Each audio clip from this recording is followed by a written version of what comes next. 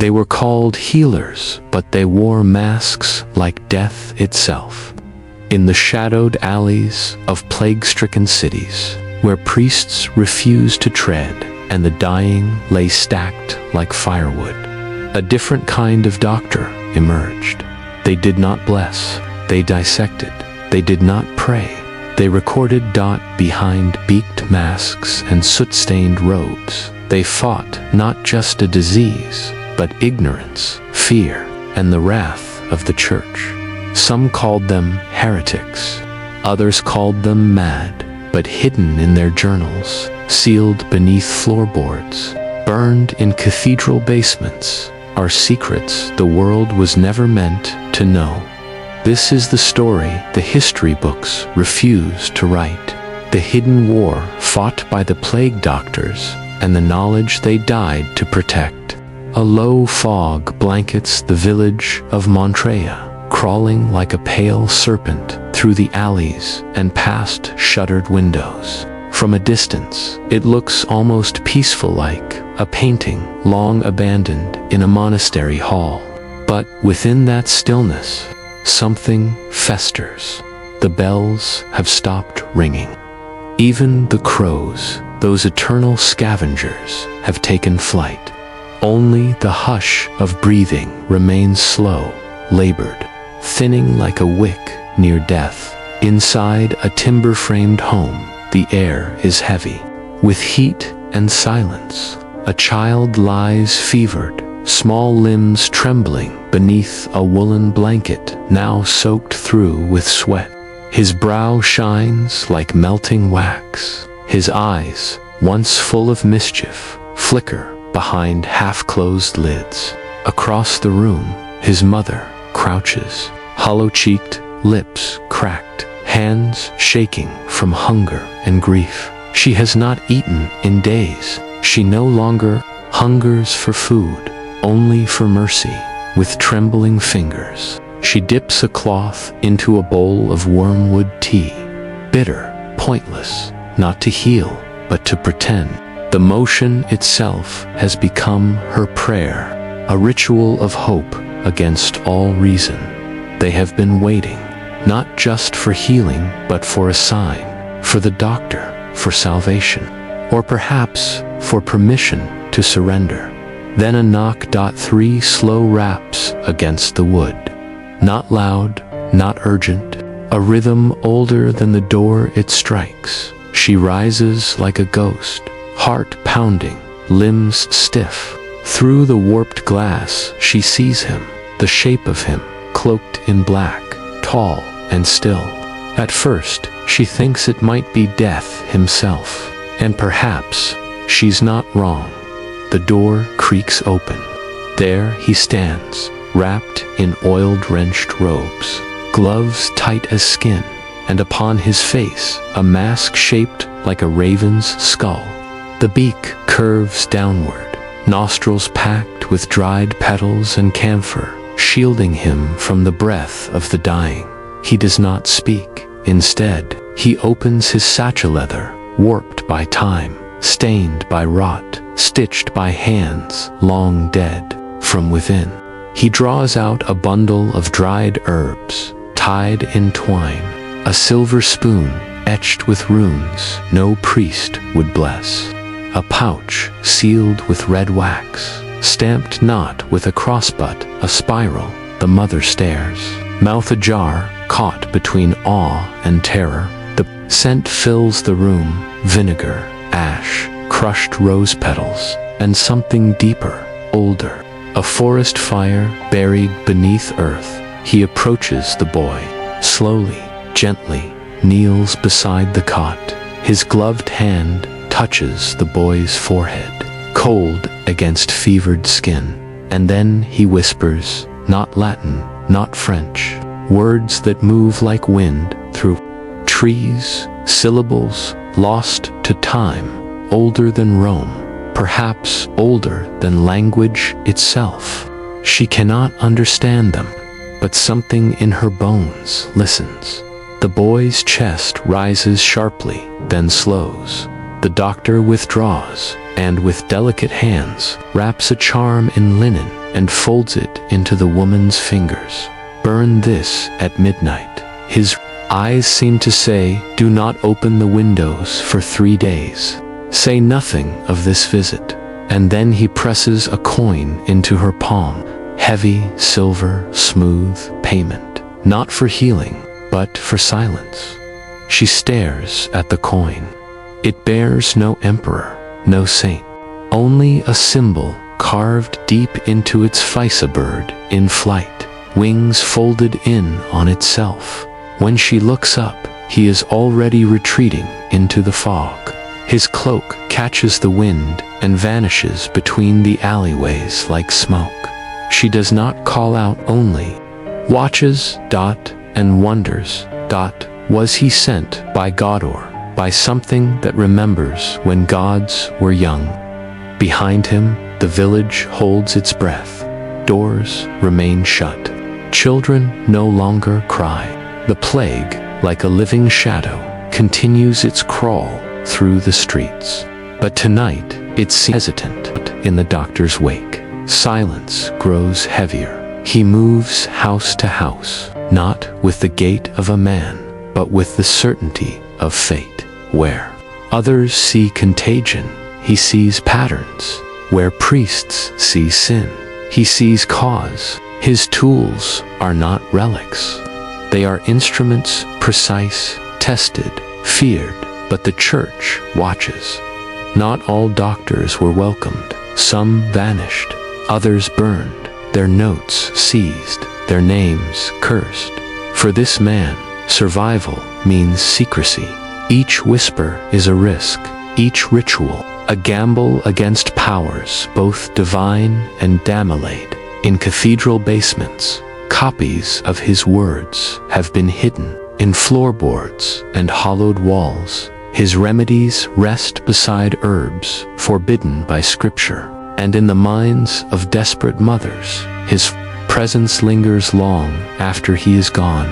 He is neither savior nor sinner. He is a witness to a world unraveling, to the truths too cruel to name. And though his path is silent, his purpose is not. He does not seek glory, he seeks understanding, in pus and blood, in death and rebirth, in the spaces between what is known and what must be endured. And tonight, somewhere in Monteria, a fire will burn, a charm will curl into ash, and a mother will wait, not for rescue, but for something older, something that walks in fog and speaks in forgotten tongues. The next chapter of his journey waits in the south, where a monastery has gone dark. Not a single bell in days. Whispers speak of monks gone mad, chanting in empty halls, scratching symbols into stone. And so he walks on beak to the wind, toward silence, shadow, and the next door that dares to knock. A bell tolled, low and broken, somewhere beyond the city walls, sound too weary to warn, too late to save. The sky above Avignon was pale as unwashed linen, heavy with dust and sorrow. The rain below moved slow and colorless, like a procession of ghosts slipping past the city's edge. No wind stirred, no birds cried, only that bell echoing through the bones of a city that had already surrendered beneath the bishop's granary. Deep in the earth, where light did not belong, a candle flickered against damp stone. Its flame danced on the plastered walls, casting shadows like limbs trying to claw their way out. The room was small, suffocating, and rank with the scent of dried herbs and fading life. There, a man in black knelt beside a dying nun. Her habit had been soaked and wrung so many times, it now clung to her like skin. Her mouth moved, but no sound emerged, only breath, thick and rattling, the last protests of a failing body. Her eyes had sunken deep into her skull, 2 dark moons drawn into eclipse. She was dying, but not afraid. The doctor touched 2 fingers to her throat, not to comfort, to count 3 beats, then 2, then 1. He did not bless her. He did not summon a priest. Instead, he reached inside his coat and pulled free a folded scrap of parchment, worn, stained, and creased at the edges, like something long hidden. He placed it gently into her stiffening hand, curling her fingers around it. On that parchment were 3 lines of Latin, not from scripture, but older, colder, a charm for passing, not to heaven, to silence. He had found it years ago, stuffed into the satchel of a dead Moorish trader, his robes still rich with the scent of cinnamon and blood. His eyes had been gouged out in a public square, a punishment not for thievery, but for knowledge. And in the bottom of his pack, beneath the silk, beneath the coinslay that folded charm, its ink faded, its power undiminished. The nun exhaled once more, then did not inhale. The candle flickered low. The doctor closed her eyes with 2 fingers. No tears, no words, only the soft creak of leather as he rose. Outside, the streets were no longer streets. They were corridors of linen-wrapped corpses, piled high and crusted with rot. No hands left to bury, no soil left to offer. The Pope, sequestered within thick stone walls, had called for processions, for prayers, for purifying flame. The doctor had seen the flames, not just at the altars, but at the crossroads. He had watched pages blacken and curl, had smelled the ink boil off vellum like blood drawn from parchment. They burned what they feared, not sin, but thought, not poison, but possibility. He remembered one scroll in particular, so old it cracked when touched. It spoke of invisible seeds, of miasmas carried on the breath, of tiny lives that could kill without knife or sword. It was gone now.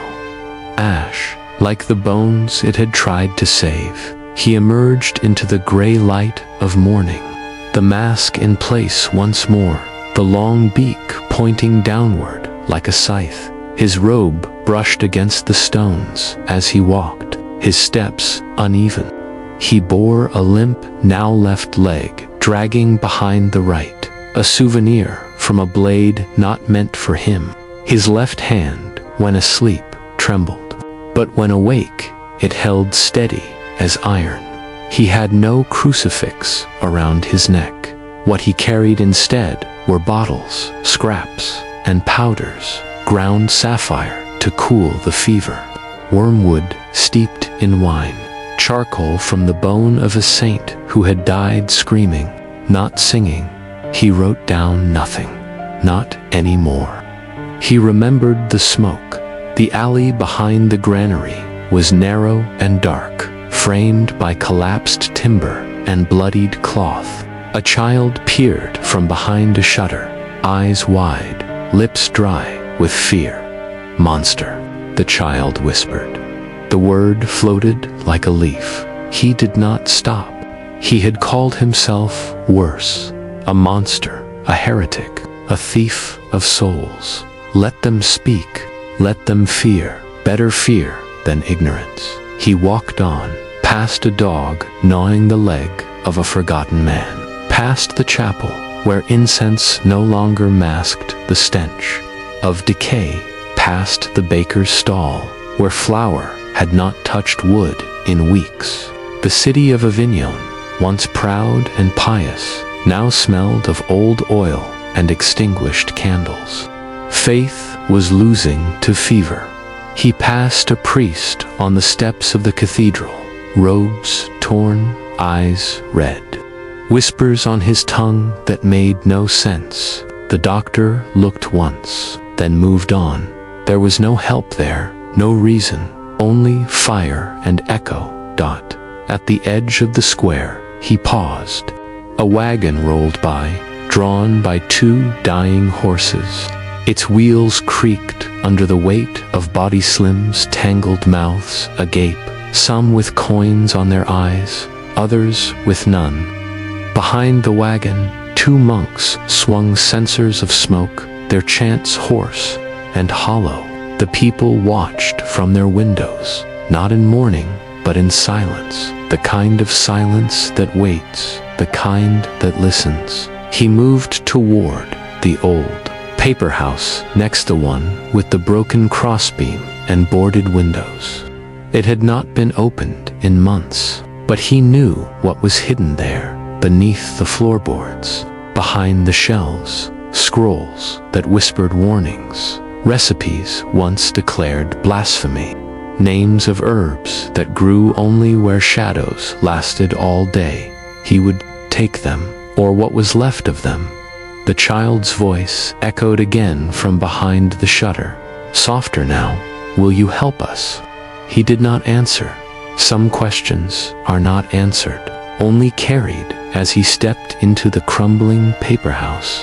The bell tolled again, still low, still broken, but this time it did not sound like mourning. It sounded like memory in the days to come. He would leave Avignon behind, southward, toward a monastery built into the cliffs, where rumor spoke of monks who no longer slept, who etched strange symbols into the walls, who sang to the sea without moving their lips. There, perhaps, more would be lost or found, and so he walked into silence, into shadow, toward the next unraveling. Rain falls like needles across the slate roofs of Bruges, sharp and cold, piercing the breath of the city as though to draw blood from stone. The streets have turned to sludge, a thick river of rot and ash. Gutters overflow with what the world has tried to forget: filth, ink, shredded parchment, drifting like broken wings through alleys where even the rats no longer run. By the high walls of St. Basil's courtyard, cloaked in shadow and soaked to the bone, a man waits. His mask is long, cruel, and silent, its beak pointed toward the earth like a blade that has seen too much mercy. In his hand, a scroll sealed in wax. Upon that seal, the twisted serpent swallowing its own tail, the ring of Ouroboros, a symbol, outlawed, condemned, burned from banners and books since the days when the Cathars were slaughtered for whispering truths too wide for a church's mouth. He is not alone. From the mist emerged three more, no titles, no greetings, only nods between men who have seen the same horrors and chosen the same exile. These are not doctors in service to any city. They belong to no court, no bishopric, no guild. They are bound not by coin but by silence and by the hunger to know what no scripture dares teach. Each bears a mark etched into iron, sewn into lining, hidden in plain sight. Oaths made before maps were drawn. Their brotherhood is older than plague, older than medicine. Tonight, they meet not to heal, but to understand. Inside the abbey, cloistered behind stone and prayer, a miracle has taken root. A child who survived the pestilence, alone, untouched by ash or fever. His breath still steady, his skin still pink. The monks sing, they burn incense. They chant of angels and divine mercy, but outside, under the hammering rain, no one sings. The doctors call it something else, an anomaly. They do not come to bless, they come to study. One opens a cedar box, another unwraps a roll of parchment, smudged with notes scribbled by trembling hands. The youngest among them, his gloves still clean, his robes still unscarred, draws a blade no longer than a finger. He tests its edge against his nail. The candlelight glints off the steel. It is sharp enough to divide truth from comfort. They enter the chamber as ghosts. The monks have left their work of prayer complete. The child sleeps, dreaming perhaps of nothing. His breath rises in slow, peaceful tides. The eldest doctor nods once. The youngest steps forward, not to harm, but to witness. From the boy, they take what they can: a single thread of hair, clipped and sealed, a bead of sweat drawn from the brow and captured with cotton, a drop of blood from a pinprick on the heel, a slice of fingernail, breath trapped in a glass vial sealed with wax, a tear, unexpected, gathered before it fell. Each item is catalogued with care, wrapped in silk, cradled in cedar, numbered and marked, not with names, but with sigils. The child never stirs. He will live, but somewhere, deep in his body, he will carry the whisper of this night, a chill he may never name. The youngest hesitates before sealing the final box. "Is it wrong?" he asks. The eldest says nothing at first. His gaze lingers on the altar, where saints once stood before they were taken down to make space for corpses. Then he speaks. It is necessary. They leave as they came in silence. The rain has not stopped. It never does. They ride single file through the fog, their horses tired, their cloaks heavy. Behind them, the bells of St. Basil swing in vain, their voices drowned by storm. One comes to hear them anymore. After a long while, the youngest speaks again, his voice nearly lost in the wind. "If we find the cure, will they let us speak of it?" No answer, only the soft creak of leather, the steady rhythm of hooves in mud. Then, from beneath his mask, the eldest whispers, "Cures are for the rich, secrets are for survival." No one replies, because they already know. Knowledge is not given.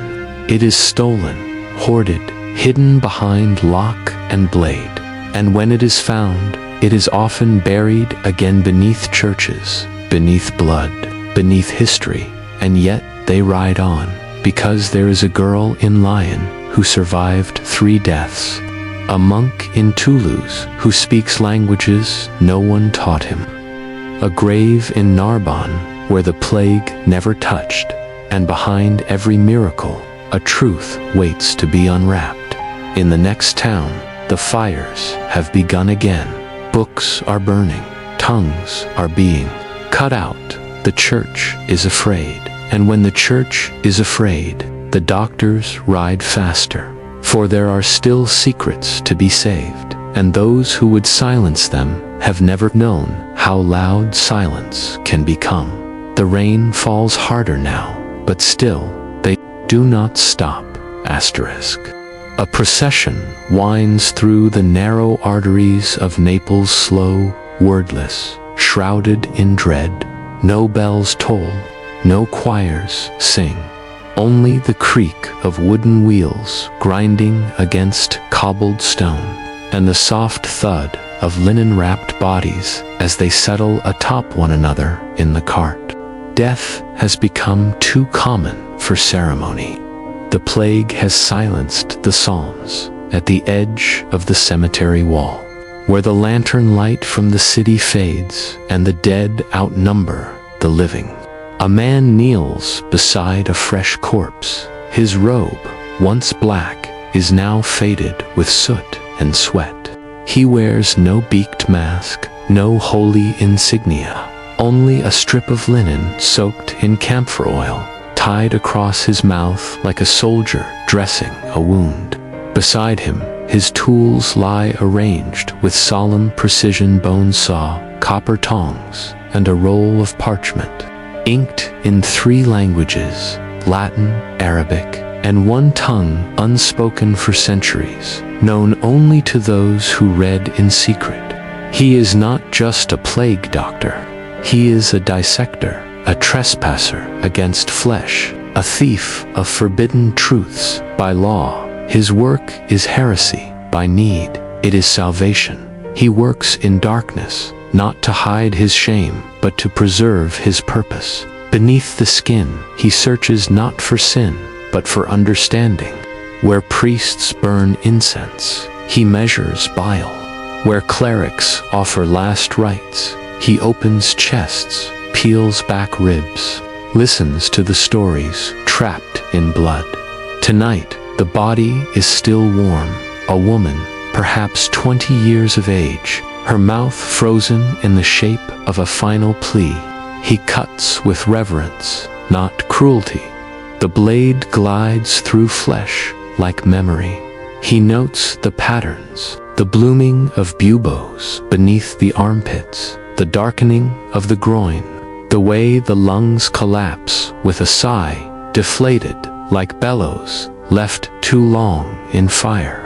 He records everything in his journal.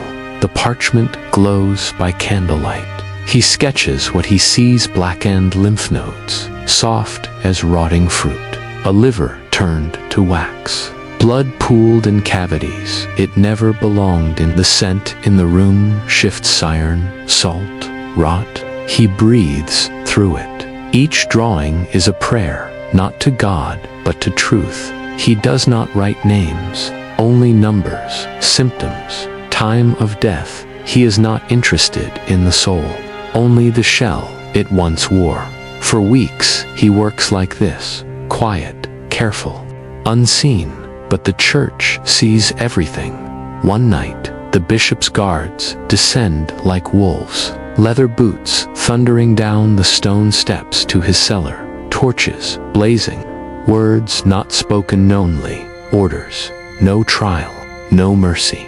They take everything, his journals, his sketches, his flasks of coagulated blood, the jawbone of a young girl who had lived 12 days after the first Kapha miracle. He could not explain, but tried, and yet, he is not there. He is gone, fled through a tunnel built centuries before, once used by smugglers, and now by men who seek knowledge without permission. He leaves behind only one page, a single parchment on the dissecting table. On it, in dark, deliberate ink, we are not fighting the plague, we are fighting ignorance. That page survives, passed hand to trembling hand, like a relic, folded into a satchel bound for Florence, where a young physician reads it by the glow of a dying candle.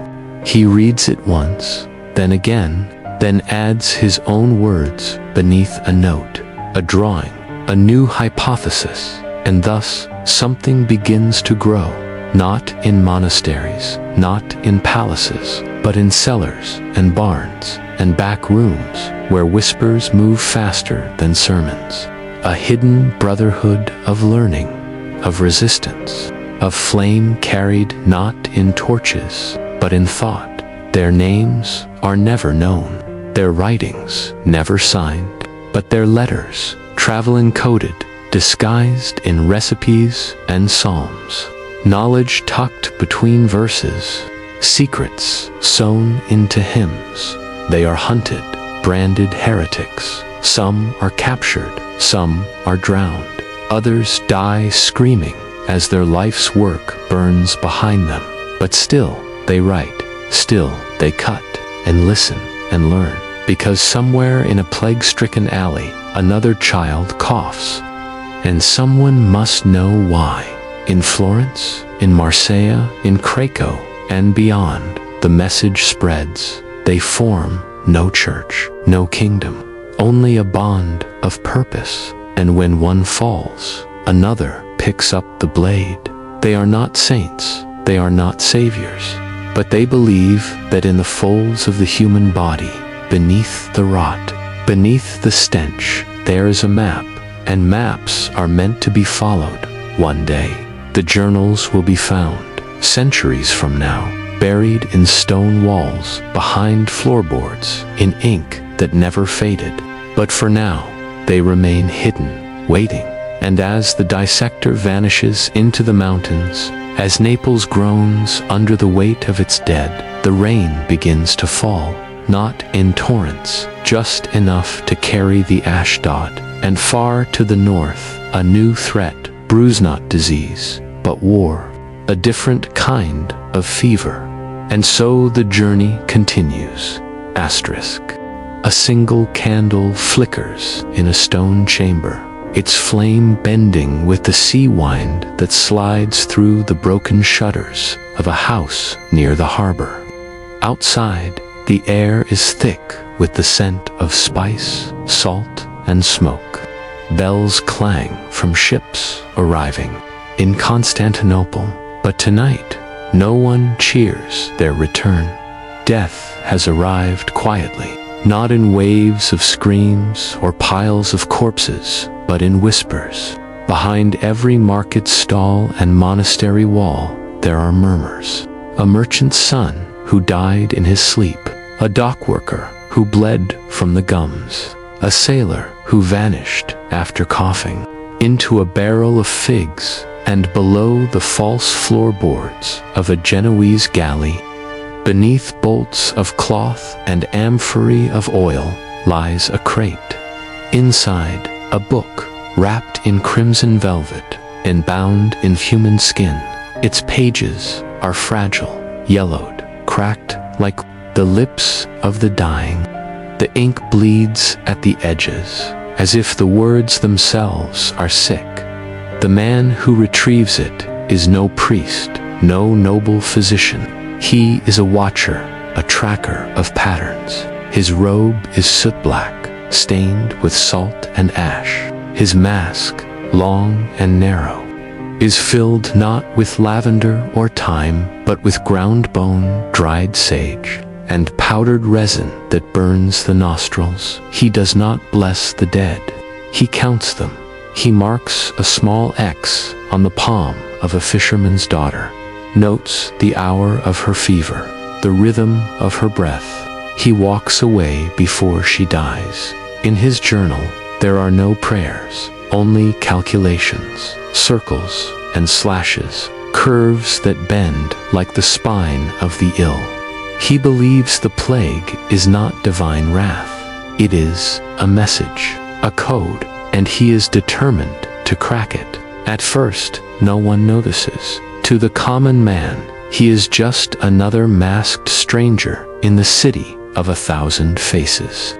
But soon, people begin to whisper, not of the plague but of him. A baker's son who had black boils recovers after he visits. A soldier, spitting blood, walks again 3 days after the man whispers something over his wounds. A child, presumed dead, begins to breathe the moment the doctor touches her chest. It spreads hope that most dangerous of infections, the church hears of it. Miracles are not his to grant. Truth is not his to speak. He is summoned to the patriarch's residence, a palace of marble floors and hollow stairs. They ask him if he believes in God. He answers without blinking, I believe in patterns, and they do not lie. The silence that follows is heavier than any bell toll. The patriarch says nothing. The guards do not move, but by morning, his home, his ash, his papers, maps, symbols, vanished.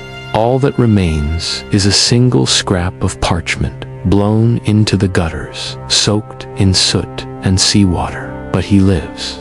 He had already left hours before the fire was set, with the book, with his notes, with the names of the next 10 cities where the plague will land.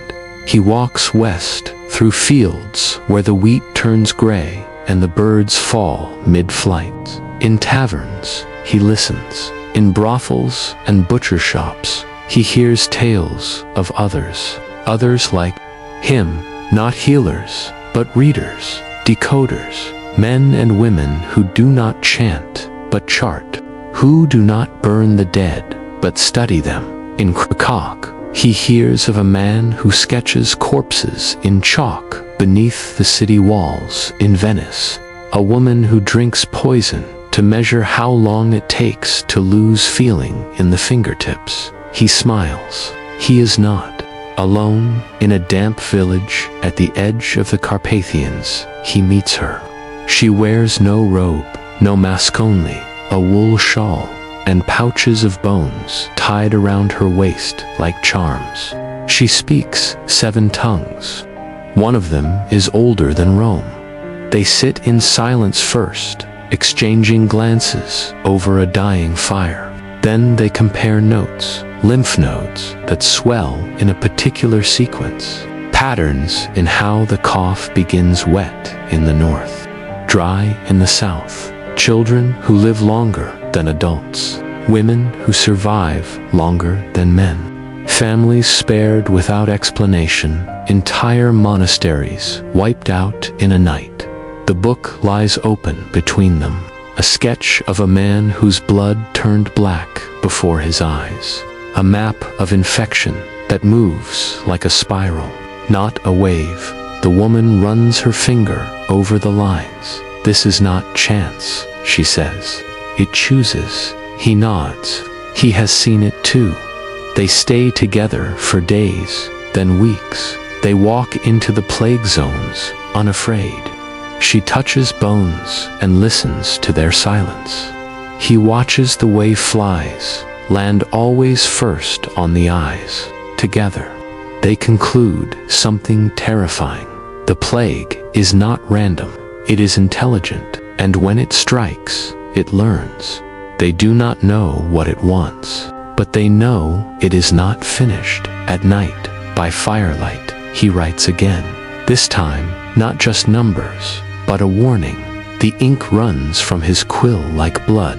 He writes, "This is not the end. It is the rehearsal." Outside the cabin, snow begins to fall. The fire crackles low, and in a village not far from there, a young boy begins to cough. They rise, wordless. It is time to move again, and somewhere, deep in the catacombs of Florence, another doctor reads a letter with no name, no seal, only one line. It follows pattern, not sin, and thus the silent brotherhood grows, a web of watchers, disguised as healers, hunted by kings, feared by priests. But when the next ship docks in silence, when the first raven lands on a chapel spire, they will know, because they've seen the signs before, and they are still counting. Asterisk. The sky above Fribourg is bruised with between jagged teeth of the Alps. The village crouches like a forgotten prayer, half buried in snow, half choked in smoke. Crows gather on rooftops, watching with eyes like ink spilled on ice. The bell of the monastery tolls, once then falls silent, and up the mountain path clings a figure, cloaked in ash-gray wool, limping, leaning on a staff etched with symbols no priest would dare name. He wears no cross, no holy sigil, only a satchel strapped to his back and a black feather tucked behind his ear, as if death had plucked it from one of his own wings and handed it to him. The guards at the gate do not greet him. They open the door and avert their eyes.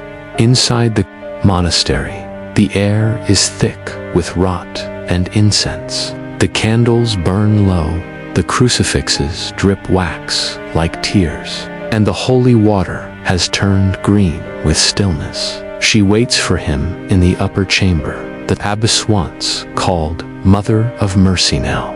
Pale as candle smoke, her voice no louder than a breath, but her eyes are bright, unflinching, as if she has stared into the mouth of the grave and found it unimpressive. He does not kneel, he does not pray. Instead, he asks her, "Do you hear the groaning in the walls?" She does not answer. She only whispers, "How long do I have to atone?" He doesn't respond with words. He walks the room in slow circles. He listens not to her breathing, but to the floorboards, to the glass as it trembles in the pane, to the shadows that gather near the hearth. Then he opens the window. The wind rushes in like a judgment. He hangs rosemary above her bed. Rue. Beside the door, ash is scattered beneath the mattress. A ring of salt around her slippers. The candle beside her flares, then stills. He leans close, his voice the rasp of dry parchment. For days, she does not weep. She nods, and for 4 days, she writes, by the light of a flickering flame. She scratches truth into parchment, like wounds into flesh, 30-7 pages. Thick with ink, thin with remorse. She writes of relics stolen from crusader tombs in Constantinople, of gold traded for silence, of pilgrims poisoned and blamed on heretics, of a secret chamber beneath the church floor where things holy and unholy have been locked away for nearly a century. He does not judge her when she finishes. He reads it in silence, lips barely moving. At the final line, he reaches into his satchel and withdraws a disc of beeswax. He melts it with the flame, seals the scroll, and presses it shut with a ring shaped like a crow's eye. On the 5th day, she dies, not in agony, not in dread, but like a candle extinguished in the morning. Light, peaceful, outside, thunder growls, but no rain falls. That night, the church burns. The flames rise high enough to reach the belfry. The stained glass melts into rivers of colored tears. Statues collapse, faces first, and inside the crypt, the secret chamber, whether by fire or something older, crumbles into ash. The villagers say it was lightning, a storm too sudden to see, too fast to escape. But there was no storm, only silence and a rider. Already halfway down the mountain trail, moving west, he does not look back. The satchel across his back is heavier now, not with gold, not with holy writ, but with a scroll wrapped in velvet, bound with the crest of a dying abbess. Inside it lies not just her confession, but a recipe, a powder ground from 5 stones, 4 roots, and 1 substance he dares not name aloud. A powder said to slow the plague, to give the dying time to speak, to give the guilty time to write. It is not a cure, but it is a pause, a breath between death and silence. He will never speak of it, never sell it. He carries it like a relic or a curse, and somewhere in a tavern where chimney smoke weaves with the scent of boiled onions, he hears a name whispered by a pilgrim in passing, a woman who speaks 7 tongues and keeps bones in pouches of silk. He leans in, he listens, because the pattern is spreading again. The silence is coming, faster, and he will not face it alone. He rides on toward the next village, toward the next deathbed, toward a meeting not of chance, but of design, because the plague, he now believes, is not chaos. It is selection. It is a hunger with purpose, and those who dare study it must not seek miracles. They must listen. They must remember. They must record before the fire comes again. Asterisk. Paris, 1350. A city not lit by lanterns, but by the pale glow of dread. The Seine chokes on rot and ash, its banks lined with corpses, too many to bury. Above the streets, black smoke hangs low, not just from hearths, but from pyres where linen and flesh burn together. The bells of Notre Dame tolled not for worship, but for warning. No priest walks alone. No window stays open, but beneath the stone veins of this dying city, far below the feet of men who pretend to govern it, something stirs. It is not a congregation, not a court. It is a covenant, sworn not before God, but before the plague itself. In the bowels of the catacombs, surrounded by bones older than memory, they gather, cloaked in darkness, masked in beaks and soot-black robes. They do not bow, they do not kneel, they bear no cross, carry no psalm, only tools, only questions. They call themselves the Order of St. Peter. No name is spoken aloud, only the scrape of metal on stone, the crackle of torchlight, the breathing of those who have chosen silence over salvation. At the head of the table, lit by flickering flame, stands a figure whose presence binds them all. She wears the mask like the others, but her eyes shimmer, not with fear, but fury. The fury of one who once stood in silk halls, whispering truths to a future king. The fury of one who was cast out, not for failure, but for mercy, denied. She had been physician to the Dauphin, until the day she chose agony over peace for a bishop drowning in his own lungs. She would not let him die softly, not while the poor writhed in filth without so much as bread. Now she leads from the shadows, a woman whose name has been erased, but whose science still survives in fragments. In whispers before them lies no scripture, no indulgence, only what remains of the dead. Cadavers drained of warmth, pinned open like questions, waiting for answers. Rats skinned, measured, dissected. Charts marked not with borders, but with patterns, the terrible arithmetic of the dying. She speaks, voice low, carved from coal. It moves like smoke, but smoke follows wind. This does not. Her finger traces the arc of pins pressed into the map, from the swarming docks of Marseille to the merchant alleys of Bruges, to the cloisters of London. It spreads, not like a fire, but like intention.